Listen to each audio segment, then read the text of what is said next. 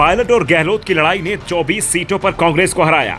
दोनों ने मिलाया होता हाथ, साथ किया होता प्रचार तो बदल जाता रिवाज। पायलट गहलोत साथ आते तो सत्ता में पहुंच जाती कांग्रेस।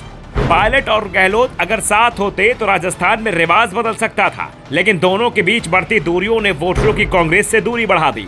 राजस्थान में करीब 2 दर्जन सीटों पर कांग्रेस को गहलोत और पायलट की लड़ाई की कीमत चुकानी पड़ी और बीजेपी ये सीट जीत गई।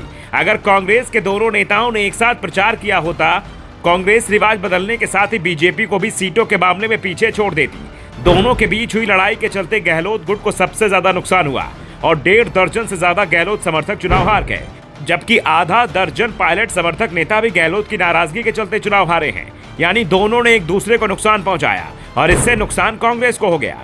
जो सीटें कांग्रेस के खाते में आ सकती थी उसमें अंटा सीट से गहलोत सरकार के मंत्री प्रमोद जैन भैया चुनाव लड़ रहे थे। भाया बीजेपी के कमरलाल मीणा से 5,861 वोटों से चुनाव हारे हैं। इसी तरह छबरा में पूर्व विधायक करण सिंह को पार्टी ने उतारा था। करण सिंह भी 5108 वोटों से चुनाव हारे हैं। यहां से बीजेपी के प्रताप संघवी ने जीत दर्ज की है और इन दोनों की हार का कारण नरेश मीणा को बताया जा रहा है, जो पायलट गुट के नेता हैं। नरेश ने छबरा से टिकट मांगा था, नहीं मिला तो निर्दलीय लड़ गए, 41,000 वोट ले आए और कांग्रेस की हार तय कर दी। जबकि भाया के खिलाफ तो उन्होंने मोर्चा ही खोल दिया था, जिस कारण भाया को मीणा वोट नहीं मिल पाया। इसी तरह से सीकर की खंडेला सीट पर पायलट सुभाष भील को टिकट दिलाना चाहते थे, लेकिन पायलट के दबाव में टिकट निर्दलीय महादेव खंडेला को मिला। भील बीजेपी में चले गए। बीजेपी ने टिकट दिया तो पार्टी ये चुनाव 42,000 वोट से जीत गई। वहीं चौहटन सीट से कांग्रेस पन्नाराम गहलोत के करीबी माने जाते हैं। 2018 उनके लिए सचिन पायलट ने पूरी ताकत लगा दी थी, लेकिन इस बार एक भी रैली नहीं की।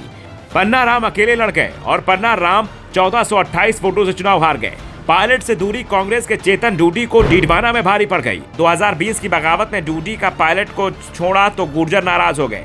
डीडवाना मुस्लिम गुर्जर बाहुल सीट है। ऐसे में यहां निर्दलीय यूनुस खान 2392 वोटों से जीत गए। यहां पायलट समर्थक खुलकर यूनुस के लिए वोट मांग रहे थे। डी कुम्हे सीट पर महाराज विश्वेंद्र सिंह की हार की वजह भी पायलट का साथ छोड़कर गहलोत का साथ देना बना। उन्हें बीजेपी के शैलेश सिंह ने 7,895 वोटों से हराया।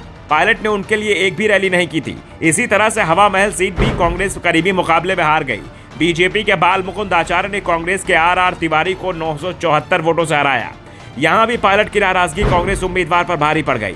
नगर सीट पर बाजिब अली का गहलोत के समर्थन में खुलकर आना उनकी हार का सबसे बड़ा कारण बन गया, क्योंकि इस सीट पर मुस्लिम के बाद सबसे ज्यादा वोट गुर्जरों के हैं। पायलट ने अली के लिए वोट नहीं मांगे तो गुर्जरों ने बीजेपी को वोट दे दिए। वाजिब अली 1531 वोटों से चुनाव हारे हैं। वैसे नुकसान पायलट समर्थकों को भी हुआ। नसीराबाद सीट पर पायलट समर्थक शिव प्रकाश गुर्जर मैदान में थे। पायलट ने उन्हें जिताने की पूरी ताकत झोंक दी थी, लेकिन यहां माली वोटर्स ने खेल बिगाड़ दिया। गहलोत माली समुदाय से आते हैं और इस सीट पर 12,000 माली हैं, जो बीजेपी के साथ चले गए और शिव प्रकाश 1135 वोटों से चुनाव हार गए। गहलोत का विरोध करने की कीमत दिव्या मदरेड़ा ने भी चुकाई। वो जोधपुर की ओसिया सीट से बीजेपी के भेराराम चौधरी ने 2,807 वोटों से हार गई। राजस्थान के पूर्वी हिस्से में मीणा और गुर्जरों में अदावत देखी जाती है, लेकिन सवाई माधोपुर में दोनों की दोस्ती दिखाई दी। वजह पायलट और गहलोत की अदावत बनी। पार्टी ने यहां से गहलोत समर्थक मुस्लिम दानिश अबरार को मैदान में उतारा था। दानिश को प्रचार के दौरान गुर्जरों ने गद्दार तक कह दिया था। विरोध कर रहे नेताओं का कहना था कि सचिन ने दानिश को 2018 में जितवाया, लेकिन उन्होंने गहलोत का साथ दे दिया।